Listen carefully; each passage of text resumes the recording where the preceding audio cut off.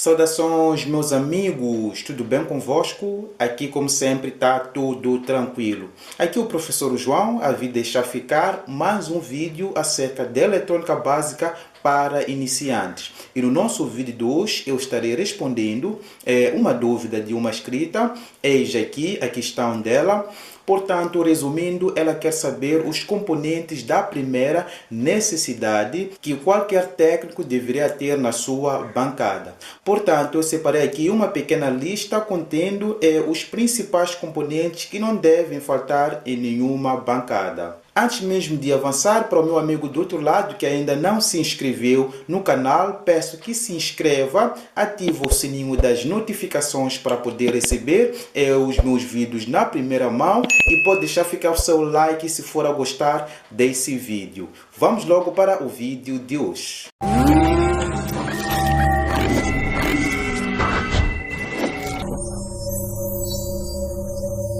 Se a ideia é fazer a manutenção de TVs, o principal componente que não pode faltar são os próprios LEDs, por ser os componentes que dão erro em pouquíssimo tempo. Portanto, para ter a quantidade de LEDs pode ser complicado em barras, porque terás que ter uma quantidade e uma variação de LEDs em barras. Portanto, eu aconselho a ter os grânulos SMDs, porque são os componentes que vão ocupar menos espaço na sua loja, na sua oficina, pois são diversos e são tão pequeninos. Então, pode optar em comprar três tipos de grânulos SMDs, desde os LEDs de 3 volts, as LEDs também de 6 volts e também de tipos diferentes. Podes comprar LEDs de 1.5 watts, 1.8 watts e também de 2 watts. Podes ter branco frio, podes ter também branco quente e também podes ter o branco natural. São esses os três tipos de grânulos LEDs mais usados nas TVs e eles são também universais. Os segundos componentes que não podem faltar em nenhuma oficina são os capacitores, porque são os segundos componentes que mais dão erros nas placas eletrônicas. Portanto, para fazer a manutenção das TVs de LED, tem ali alguns capacitores que são mais usados nessas mesmas placas. Desde os capacitores de 10 volts por 470 microfarad, 10 volts por 1000 microfarad, e se na sua região predominam aquelas TVs de LCD, pode também comprar os capacitores de 10 volts por 2200 microfarad. E esses são os capacitores de standby. Os outros capacitores são de 25 por 470 microfarad, 25 volts por 1000 microfarad e também 25 volts por 2200 microfarad se for a fazer manutenção daquelas TVs maiores.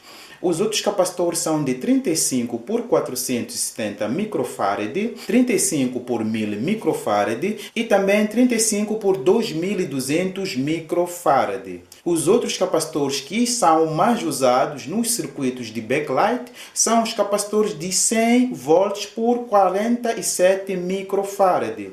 E temos também outros de 160 volts por 47 microfarad.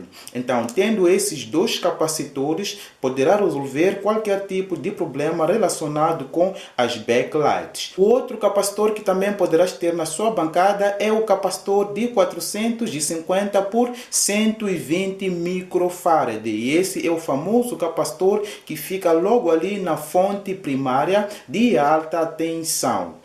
Então, ter algumas sucatas que têm os capacitores é muito bom. Só que o risco dos capacitores usados é que sempre deverás testar ali a sua capacitância para poder saber se o capacitor ainda está em um bom estado ou não.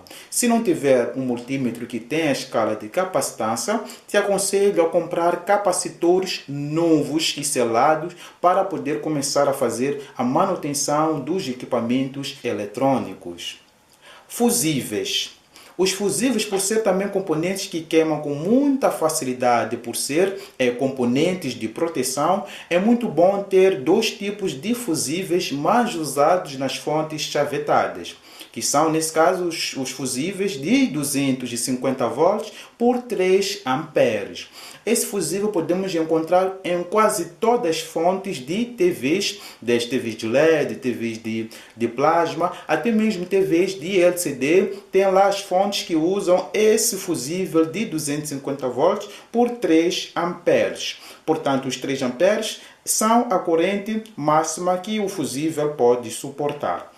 O outro tipo de fusível é de 250 volts por 5 amperes. Temos algumas fontes que usam essa corrente de 5 amperes como a corrente de proteção. Então, ter os fusíveis é muito bom para não fazer aquele shunt ali usando um filamento que é um pouco arriscado quando ele estoura. Para fechar, temos que ter sucatas nas nossas bancadas. Por que temos que ter sucatas?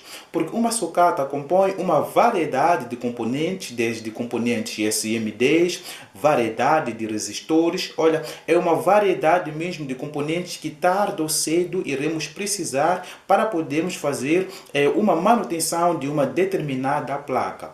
Além disso, tem algumas placas que podemos receber enquanto já não tem lá alguns componentes. Retiraram os componentes e a gente não conhece os valores reais dos mesmos componentes. Para não recorrer somente à internet, podemos usar a comparação dos componentes através das placas. Há um exemplo dos capacitores cerâmicos que eles não têm nenhuma descrição no seu corpo. Então, pegando duas placas idênticas, é bem possível fazer a leitura dos filamentos, até mesmo da composição dos componentes e fazer a extração de certos componentes SMDs para a placa que pretendemos consertar.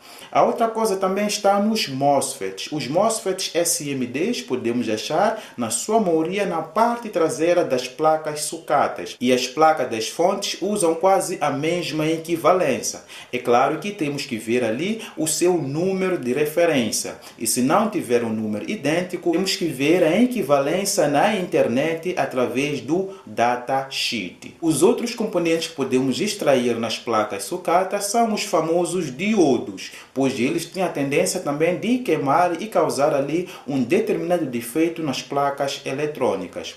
Tendo uma variedade de sucatas, podemos ter também uma variedade de diodos comuns que poderão nos ajudar tarde ou cedo na recuperação de uma determinada placa. Portanto, esse era um vídeo bastante simples e curto. Espero que tenham gostado e não se esqueça de se inscrever no canal, ativar o sininho das notificações e deixar ficar o seu like. Um forte abraço e até a próxima oportunidade.